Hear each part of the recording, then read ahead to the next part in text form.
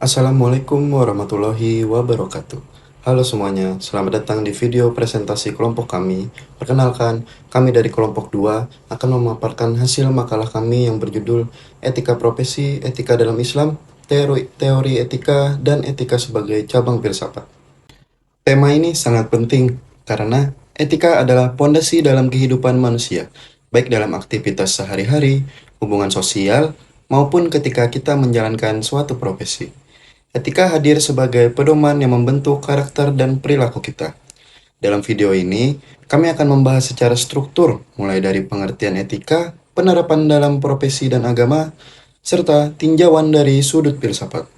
Semoga penjelasan ini dapat memberikan gambaran yang lebih luas mengenai pentingnya etika dalam kehidupan kita. Etika merupakan salah satu aspek fundamental dalam peradaban manusia sejak dahulu. Manusia selalu membutuhkan pedoman untuk menjawab pertanyaan sederhana, tetapi mendasar, seperti apakah tindakan ini baik atau buruk, apa yang seharusnya saya lakukan, bagaimana saya bersikap kepada orang lain. Sebagai makhluk sosial, interaksi manusia dengan lingkungan dan sesama tidak mungkin berjalan harmonis tanpa adanya aturan moral. Etika ini lah yang membantu kita untuk menentukan standar perilaku yang bisa diterima, baik dalam kehidupan pribadi, sosial, maupun profesional. Dalam konteks modern, etika berkembang menjadi disiplin ilmu yang dipelajari dalam filsafat, agama, psikologi, hingga pendidikan. Etika bukan hanya aturan, tetapi refleksi kritis untuk memahami mengapa suatu tindakan dianggap benar atau salah. Setiap profesi pasti memiliki karakteristik dan tantangan etisnya masing-masing. Karena itulah, etika profesi diperlukan agar profesional tidak menyalahgunakan keahlian, kewenangan, atau kepercayaan yang diberikan masyarakat.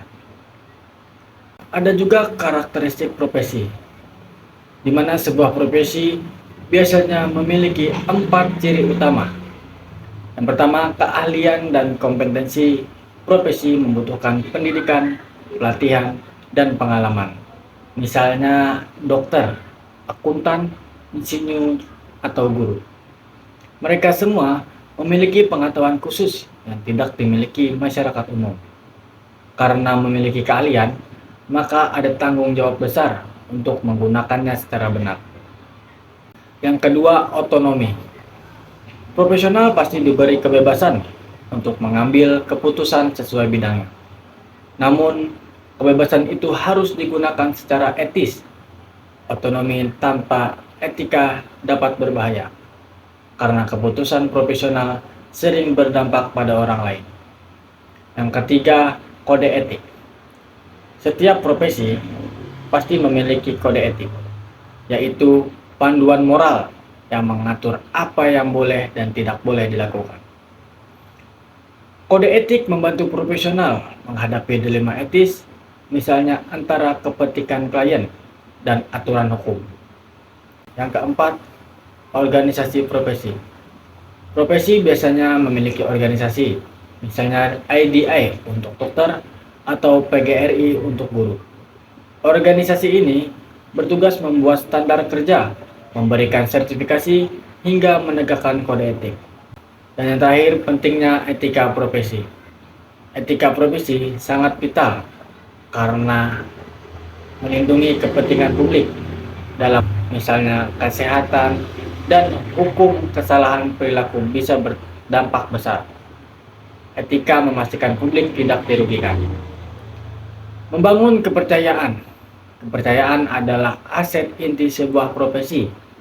Tanpa kepercayaan, profesi seperti dokter, guru, atau akuntan tidak bisa berjalan. Lalu menjaga reputasi profesi. Ini adalah salah satu tindakan etis dapat merusak nama seluruh profesi.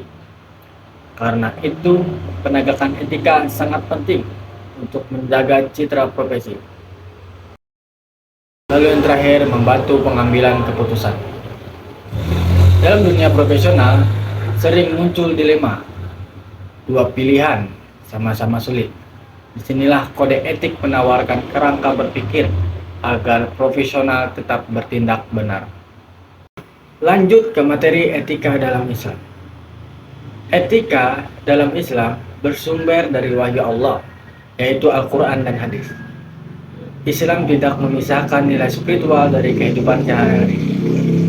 Segala aktivitas manusia, baik ibadah maupun hubungan sosial, itu pasti memiliki dimensi moral. Ada 5 landasan etika dalam Islam. Yang pertama, tauhid. Segala tindakan didasari keyakinan bahwa manusia bertanggung jawab kepada Allah. Yang kedua, keadilan.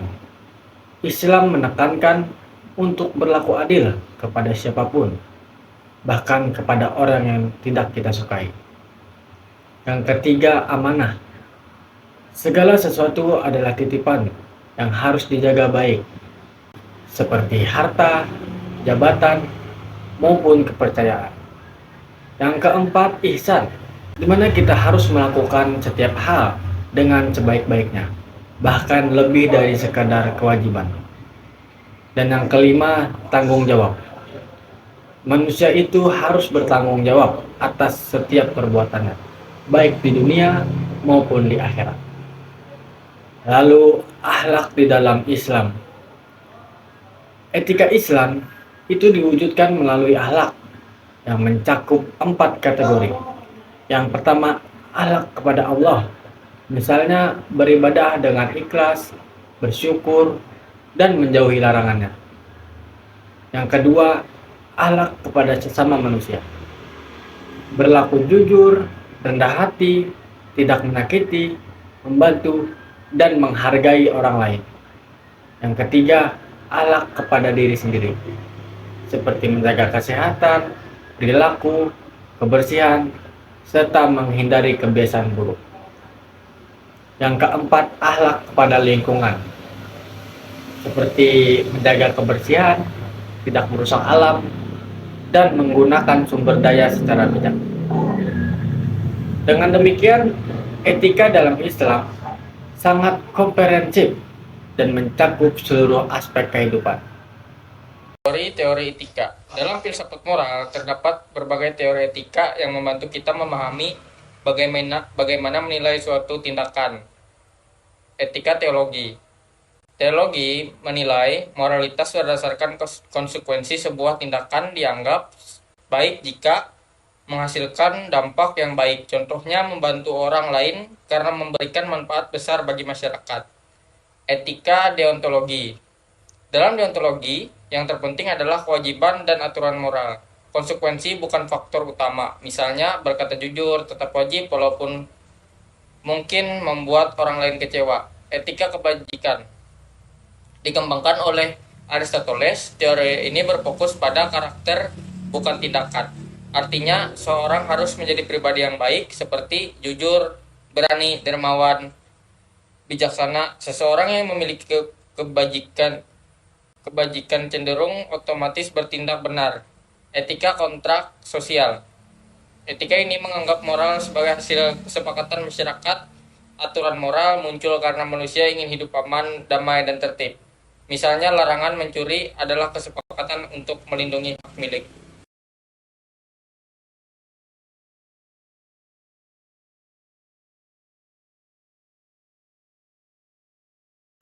Etika sebagai cabang filsafat. Secara epistemologis, etika berasal dari kata Yunani yaitu ethos, yang berarti kebiasaan atau karakter. Dalam filsafat etika dipelajari secara sistematis sebagai bagian dari pencarian rasional tentang kehidupan yang baik. Etika berbeda dari moral. Moral adalah aturan atau nilai yang dianut masyarakat. Etika adalah refleksi kritis terhadap moral tersebut. Dengan kata lain, etika bertanya, mengapa kita harus melakukan hal ini? Apa dasar moralnya? 3 cabang utama etika filsafat.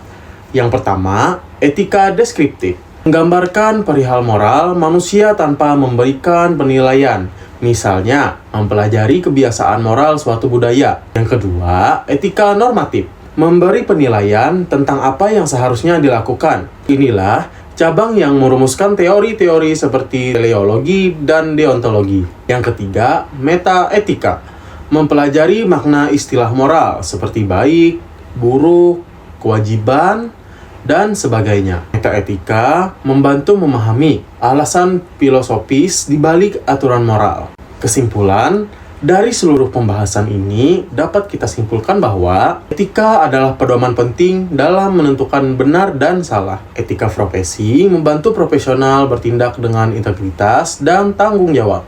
Etika dalam Islam memberikan dasar spiritual dan moral yang berlaku dalam seluruh kehidupan manusia. Teori-teori etika memberikan cara berpikir sistematis dalam mengevaluasi tindakan. Etika sebagai cabang filsafat membantu kita memahami dasar moral secara ilmiah dan rasional. Pada akhirnya, etika membentuk karakter, membangun kepercayaan, dan menjaga keharmonisan dalam kehidupan sosial dan profesi. Semoga pembahasan ini dapat bermanfaat dan memberi pemahaman baru bagi kita semua.